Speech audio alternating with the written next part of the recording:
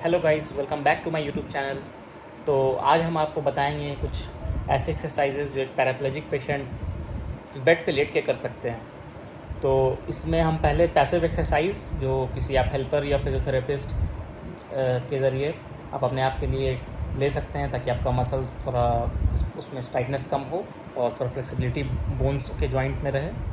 और उसके बाद हम कुछ एक्टिव एक्सरसाइज बताएंगे जिसमें आप अपने से कुछ एक्सरसाइज जैसे कि पुशअप्स, सिटअप्स, ये सब जो भी एक्सरसाइज होता है और डंबल का इस्तेमाल करके किस तरह से हम बेड पे लेटे लेटे हुए अपने रूम में एक्सरसाइज कर सकते हैं। ये जो वीडियो बन रहा है ये अभी मेरे बेडरूम से बना हुआ वीडियो है।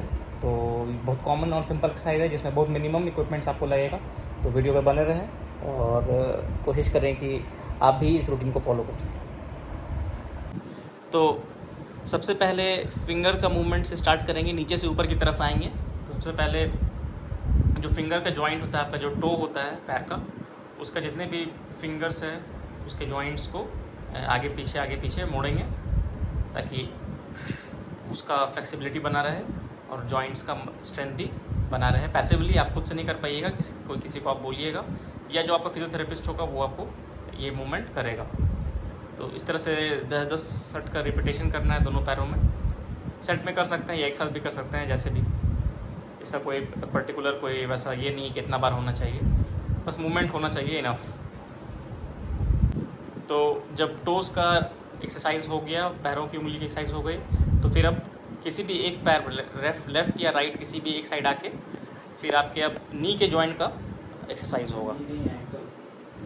नहीं, पहले हम लोग एंकल करेंगे, सॉरी।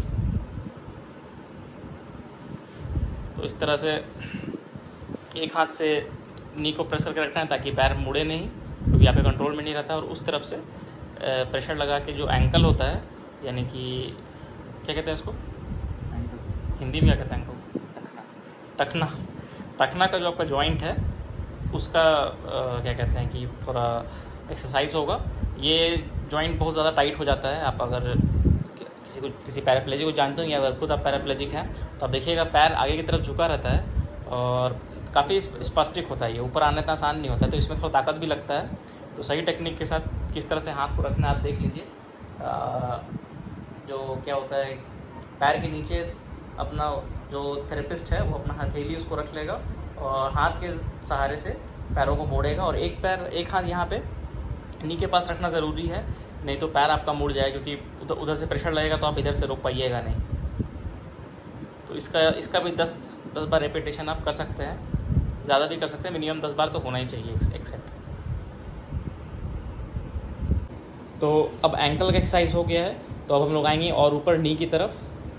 सिस्टमेटिक आना है, उंगली से टखना से घुटना। तो ये इस तरह से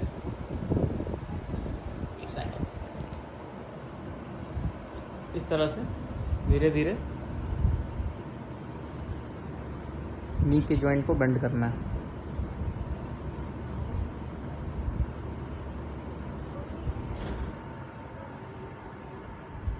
लाइट चली गई है फ्रेंड्स,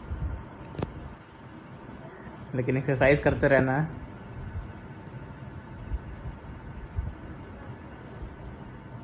तो इस तरह से इसका भी 10 सेट करना है, कम से कम, ज़्यादा भी कर सकते हैं ताकि पूरा ब्लड फ्लो आपका बना रहे। इससे टाइटनेस कम होता है और आगे की एक्सरसाइज करने में आपको हेल्प होगा और कंफर्टेबल भी फील करिएगा आप।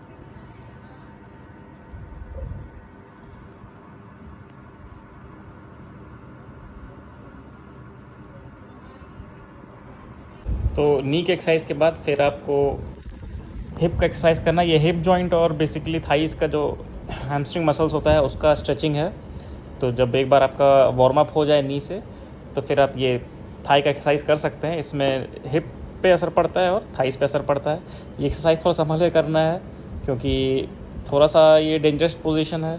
ज़्यादा ओवर एक्सटेंड आगे बंदा अगर गिर गया आपके ऊपर तो पैर टूट जाएगा, या फिर मतलब थोड़ा ध्यान दे करना है इस एक्सरसाइज को ताकि कुछ आपको इंजरी ना हो। यहाँ पे हाथ रख के सपोर्ट देना है ताकि जब ऊपर से यहाँ पे हील को पकड़े खींचा जा रहा है ताकि इधर पीछे थाई पे ज़ोर पड़े। ऐसे उठने पे भी ज़ोर पड़ता है, लेकिन उधर प्रेस करने से, उसको नीचे तरफ पुल करने से यहाँ पे और ज़्यादा इफेक्ट पड़ता है। लेकिन ध्यान रखना है कि यहाँ पे सपोर्ट टाइट होना चाहिए। ये अगर लूज़ हुआ तो ये आगे भी गिर सकता है, और अगर ज़्यादा टाइट हुआ और वो ये जो एक्सरसाइज करा रहा है वो गिर जाएगा तो फिर आपका इंजरी होने का ख़तरा होता है। तो इसको भी आप 10 बार करिए, ज़्यादा स्ट्रेस नहीं देना है। धीरे धीरे आपका जब फ्लेक्सिबिलिटी जैसे जैसे बढ़ते जाएगा वैसे वैसे आप इसको आप ज़्यादा और स्ट्रेस देके इस एक्सरसाइज को कर सकते हैं। बट इनिशियली जितना कंफर्टेबल हो उतना ही करिए। 90 डिग्री पूरा नहीं आना है, 90 डिग्री थोड़ा कम पे ही रह के करना है। 75 डिग्रीज तक मैक्सिमम आप आइए तो आपका ठीक रहेगा।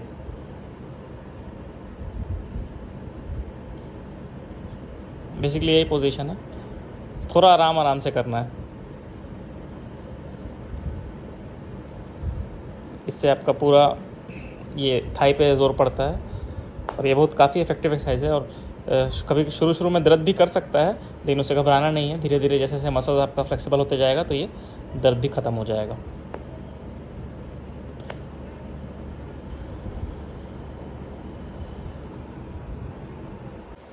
फिर थाइस एक्सरसाइज के बाद अब आप दूसरा एक्सरसाइज करेंगे जिसमें आपका पेट का कह सकते हैं कि एक्सरसाइज होगा, पेट का और थोड़ा हिप का भी होगा। अब देख लीजिए कैसे करना है। पैर को मोड़ के इसको इस तरह से सटाना है, समझ लीजिए इसको नी को आपके चेस्ट में सटाना है। तो नी को इस तरह से चेस्ट पे सटाना है। कम से कम 10 रिपीटेशन इसका भी करिएगा। इससे आपका मसल्स पेट का ठीक रहेगा और क्या कहते हैं कि थोड़ा जो पीछे जो कमर होता है ना उसका भी जॉइंट फ्लेक्सिबल रहेगा। तो इस तरह से दोनों पैर का एक साथ ही हो जाएगा। ये जो हमने जो भी इससे पहले जो भी एक्सरसाइज बताया है वो एक पैर का बताया है, तो आपको वही सेम चीज़ दूसरे पैर का भी करना है। अब यहाँ से कंपाउंड एक्सरसाइज है, मैंने दोनों पैर का एक साथ एक्सरसाइज होगा। इसमें अलग अलग नहीं करना, ये नहीं कि 10 बार ऐसे किए तो 10 बार उसमें कोई वैसा मतलब बनता नहीं है। इस तरह से बस करना है।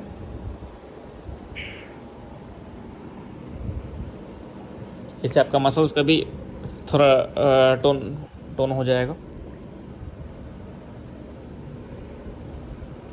पेट के एक्सरसाइज के बाद फिर ये वाला एक्सरसाइज करना है। ये भी थाई का एक्सरसाइज है लेकिन डिफरेंट मसल्स है। थाई का साइड्स का जो मसल्स होता है उसका स्ट्रेचिंग है ये करना है आप लोगों को। इसका भी 10 सेट कम से कम करिए। ज़्यादा ताकत नहीं लगाना है, जितना हो पाए कंफर्टेबली उतना ही करना है, ठीक है। क्योंकि आपको पता नहीं चल पाएगा कितना प्रेशर पैर पे लग रहा है। तो बस ध्यान देना है कि मिनिमम जितना ताकत लगाने पे जहाँ तक जाए बस वहीं तक करना है और वापस ऊपर कर लेना है। इसका भी 10 सेट आपको रिपीट करना है इस तरह से। वो सारा एक्सरसाइज हम लोग कर लिए हैं। वो सारा एक्सरसाइज जो भी था वो पैसिव एक्सरसाइज था, उसमें आपका जो थेरेपिस्ट है या जो हेल्पर है वो करवाएगा। अब आगे जो भी एक्सरसाइज मैं बता रहा हूँ ये सब एक्टिव एक्सरसाइज है, ये आपको खुद से करना है, ठीक है। जितना आपसे हो पाए उतना करिएगा और धीरे धीरे रिपीटेशन बढ़ा दीजिएगा। तो सबसे पहले हम स्टार्ट करेंगे सबसे सिंपल मूवमेंट से। हम लोग को ऐसे लेटना है और इस तरह से हाथ रख के स्ट्रेच करना है ऊपर की तरफ, मुंह ऊपर रखना है, थोड़ा देर होल्ड करना है। 5 सेकंड होल्ड करिए, फिर नीचे, फिर से 5 सेकंड होल्ड करिए, फिर नीचे। इस तरह से आपको 10 बार कम से कम करना है और आप ज़्यादा भी कर सकते हैं। थोड़ा सा मतलब वार्म अप होना चाहिए बॉडी में, अपने आप आपको पता चलेगा कि अब इतना काफ़ी है। इसके बाद जब ये इतना हो जाए तो फिर आपको कोशिश करना कि और थोड़ा ज़्यादा हाइपर एक्सटेंड करें, इसको भी इससे ज़्यादा करें। तो इस तरह से पूरा ये देखिए मेरा पिछली बार जब मैंने किया था तो ये इतना था, ये देखिए मेरा एल्बो बेंड है। फिर जब आप इसको आराम से कर सके तो ही फिर आगे करिएगा, पूरा एक्सटेंड करना है इसको। ये देखिए एल्बो अभी मेरा क्या पूरा सीधा है, ये पूरा लॉक हो गया। तो ये हुआ नेक्स्ट स्टेप। इसको भी इस तरह से 5 सेकंड होल्ड करिए, सांस लीजिए आराम से, फिर नीचे जाइए। कम झटके से नीचे नहीं आना, धीरे से नीचे आना। फिर ऊपर जाइए, पूरा लॉक करिए, 5 सेकंड होल्ड करिए, फिर नीचे जाइए, धीरे धीरे नीचे आना। उसके बाद अगर आप इतना कर पाएंगे तो थोड़ा हमको और इसको लेवल को इंक्रीज करेंगे। और हम अभी देखिए मेरा जो कमर है वहाँ तक मेरा बॉडी कमर पे अभी लोड जा रहा है। तो हम कोशिश करेंगे इसको क्या नी पे लोड देना है। तो इसके लिए आप पहले इस तरह से करिएगा, देखिए ये देखिए इस तरह से करिएगा और इसको जितना पीछे हो सके उतना करके धीरे धीरे धीरे धीरे आप ऊपर उठ जाइएगा इस तरह से। ये फिर आपका लोड नीज पे आ गया, ठीक है। अभी ऊपर नहीं जाना है, इतना पे ही होल्ड करना है, कोशिश करना है कि इतना पे आपका बैलेंस स्टेबल हो जाए, ठीक है। इतना होने के बाद आप फिर से नीचे जाइए, ठीक है, आराम से धीरे धीरे नीचे जाइए, रिलैक्स हो जाइए। फिर से एल्बो के सहारे पहले यहाँ रखिए, फिर धीरे धीरे एल्बो के नीचे ले जाइए और ये ऊपर आ जाइए। ये होने में थोड़ा टाइम लगेगा, थोड़ा बैलेंस आने में हो सकता है कि क्योंकि आप अभी जब स्टार्ट करिएगा तो ये आपका पीछे का हिप इधर उधर, मतलब क्योंकि बैलेंसिंग सेंस नहीं होता है और मतलब कि वेट का सेंस नहीं होता, आपको पता नहीं चलेगा। तो पीछे किसी हेल्पर के को आप बोल सकते हैं कि आपके हिप को पकड़ के सपोर्ट रखें। तो ये इस तरह से करना है, ध्यान दीजिएगा। पहले उठना है इस तरह से, फिर धीरे धीरे पीछे जाना है, ज़्यादा कुछ नहीं, इस तरह से होल्ड करना है, कुछ मूवमेंट नहीं करना है, फिर आगे आ जाना है, सिंपल है। उसके बाद जब इसमें भी आप कंफर्टेबल हो जाए, तो आपको और स्ट्रेंथ आ जाएगा जब, तो फिर क्या करना है कि एल्बो के सहारे नहीं, ये रिस्ट को इस तरह सपोर्ट देके डायरेक्ट धीरे धीरे धीरे धीरे धीरे धीरे पीछे आ जाना है। और देखिएगा पैर के बीच में तकिया रखिएगा, क्योंकि मेरा तो टाइटनेस ज़्यादा है, तो ज़्यादातर लोगों को टाइटनेस होता ही है स्पाइनल कॉर्ड इंजरी के बाद, तो तकिया रहने से क्या दोनों पैर सटेगा नहीं तो थोड़ा आपको अनकम्फर्टेबल फील होगा और बैलेंस करने में दिक्कत होगा। वो सटा रहेगा पैर तो बैलेंस करने में दिक्कत भी होगा। तो इस तरह से आना है, एक बार फिर से देखिए कैसे आना है। आराम से पूरी लेट जाइए नीचे, रिस्ट को पीछे करना है अपने शोल्डर के बराबर में, ठीक है, और पुश करके ऐसे धीरे धीरे नी पे आना है, ठीक है। ये थोड़ा सा कह सकते हैं थोड़ा सा एडवांस लेवल है, एक बार में नहीं हो पाएगा, पहली बार में हमसे भी नहीं हो पाया था, करते करते ही आएगा आपको। तो इस तरह से करना है और यहाँ पे भी 5 सेकंड तक रहना है या 10 सेकंड तक, थोड़ा देर रहिए, थोड़ा बैलेंस आपको आएगा अपने आप, धीरे धीरे करते करते फिर नीचे जाइए, ठीक है, इस तरह से करना। ये करने के बाद जब आप इतना कर लीजिएगा तो आपका इनफ शोल्डर और ट्राइसेप्स और बाइसेप्स और चेस्ट का स्ट्रेंथ बन जाएगा कि आप पुशअप्स कर सकें यहाँ से, ठीक है। ये अगर इतना नहीं कर पाते तो पुशअप्स ट्राई नहीं करिएगा। उसके बाद जब इतना आप कर लीजिएगा तो कोशिश करिएगा कि हाथ को और पीछे कर लें और पेट को अंदर करें फिर नीचे करें। इसको कैट्स एंड डॉग्स कहते हैं, बट समझिए क्या करना है, थोड़ा पेट को अंदर, ठीक है, थोड़ा देर होल्ड करना अंदर करके, फिर पीछे होके इस तरह से पेट को नीचे। इससे क्या होता है कि स्पाइनल जो आप रीढ़ की हड्डी को देखिएगा तो एक कर्व बनता है, जो नेचुरल कर्व होता है ना, ये वही कर्व बनता है। कमर के पास थोड़ा सा ऊंचा रहता है, फिर पेट के पास से नीचे आता है और धीरे धीरे सर के पास ऊपर आते हुए, ये नेचुरल कर्व है अपना स्पाइन का। और ये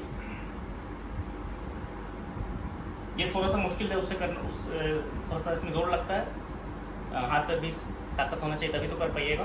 तो धीरे धीरे होगा, एक बार में नहीं होगा, लेकिन क्योंकि हमको वीडियो बनाना है, अब एक ही चीज़ पे बार बार वीडियो नहीं बना सकते हैं, तो हम आपको फॉलो थ्रू पूरा एक बार नहीं दे रहे क्या क्या करना है, बट इसमें टाइम लगेगा। ऐसा नहीं है कि आप 10 दिन में कर लीजिएगा, अगर आप नहीं करते हैं तो इस तरह से करना है, ठीक है। इसको 10 बार कर सकते हैं, 10 बार इस तरह से, ये एक राउंड होगा, एक बार ऊपर किए 5 सेकंड होल्ड किए, एक बार नीचे 5 सेकंड, तो ये वैसा 10 बार कम से कम करिए।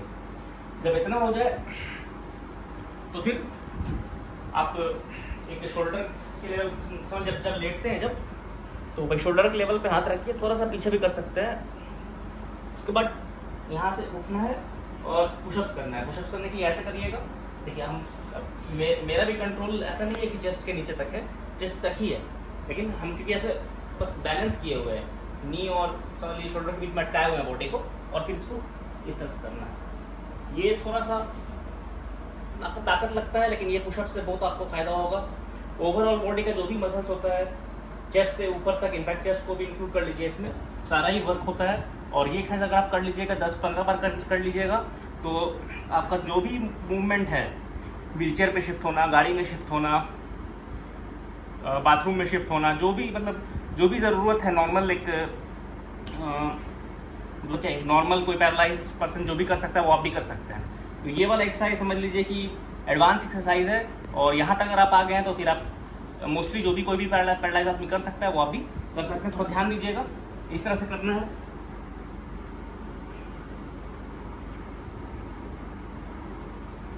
बस ये पुशअप्स हो जाएगा यहाँ तक। उसके बाद जब पुशअप आप कर लीजिएगा तो थोड़ा आराम से नीचे लेट जाइए, थोड़ा रेस्ट करिएगा। एक बार में जितना हो वैसा नहीं करना, आप 10-10 का सेट करिए, 10 करिए, फिर 10 करिए, फिर 10 करिए, फिर 10 में कंफर्टेबल है तो 15 इस तरह से करिए। और ये बहुत इंपॉर्टेंट एक्सरसाइज है, यहाँ तक आपको करना ही पड़ेगा, तो ही आपको कुछ इंप्रूवमेंट भी हो सकता है।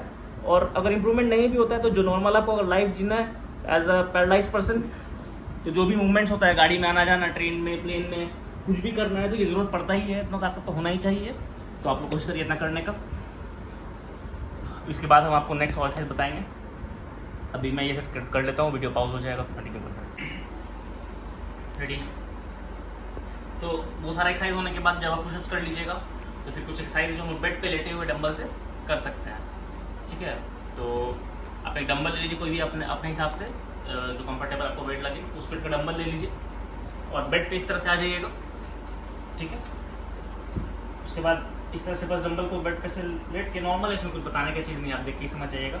इस तरह से एक तरफ का 10 रेप, 1 2 3 4 5 6 7 8 9 10 इस तरह से करिएगा। 10 सेट करिएगा इस तरह, इस हाथ से 10 सेट करिएगा उस हाथ से। फिर अगले दिन आपको लगे तो 15 करिएगा इस हाथ से, 15 करिएगा। इस धीरे धीरे आपका स्ट्रेंथ बढ़ते जाएगा और आप और अपना डंबल भी दूसरे वेट का भी ले सकते हैं। बाकी इसमें कुछ खास नहीं है, इतना ही है अपना मसल्स के, बाइसेप्स के मसल्स के वर्क के लिए, जो कि एक इम्पॉर्टेंट मसल्स है पैराप्लेजिक के मूवमेंट। तो बाइसेप्स एक्सरसाइज के बाद हम लोग लास्ट एक्सरसाइज जो बेड पे हम लोग लेट के करेंगे डंबल के मदद से, वो कहलाएगा डंबल प्रेस, ठीक है। इसमें बेसिकली आपको डंबल को इस तरह से ले लेना है, अपने हिसाब से वेट लेना है, कम वेट से स्टार्ट करें जब तक कि आपका बैलेंस कंफर्टेबल नहीं हो जाए, और उसके बाद नीचे लाएं हाथों को, फिर ऊपर करें, ठीक है। ये सिंपल एक्सरसाइज है, जो करें इस तरह से करें। इससे आपका चेस्ट, बाइसेप्स, शोल्डर्स सब पे थोड़ा असर पड़ेगा। और ये डिपेंड नहीं करता है कि आप मसल्स बनाने के लिए हम नहीं कर रहे हैं, हम लोग को नॉर्मल अपना स्ट्रेंथ, ताकि एक बेटर लाइफस्टाइल के लिए हम लोग ही एक्सरसाइज कर रहे हैं। तो इस बात पे ध्यान नहीं दें कि बाइसेप्स बढ़ेगा या बॉडी बनेगा, ऐसा कुछ नहीं है, ठीक है। आप अपने हिसाब से कम वेट से काम करें और अपने मसल की इंड्योरेंस को बढ़ाएं, अपने स्ट्रेंथ बढ़ाएं। और इसके साथ साथ जो भी एक्सरसाइज करें, साथ में हेल्दी खाना बहुत ज़रूरी है। तो हेल्दी खाना खाएं और पानी पिएं, और जंक फूड, तेल, मसाला, चीनी को अवॉइड करें। तो आज के वीडियो के लिए इतना ही। फिर से हम मिलेंगे कुछ नेक्स्ट टॉपिक्स के साथ, जिसमें हम और डिफरेंट एक्सरसाइज बताएंगे, ताकि आपका और जो जर्नी हो बीइंग अ पैराप्लेजिक थोड़ा और कंफर्टेबल और थोड़ा फन हो। Thank you.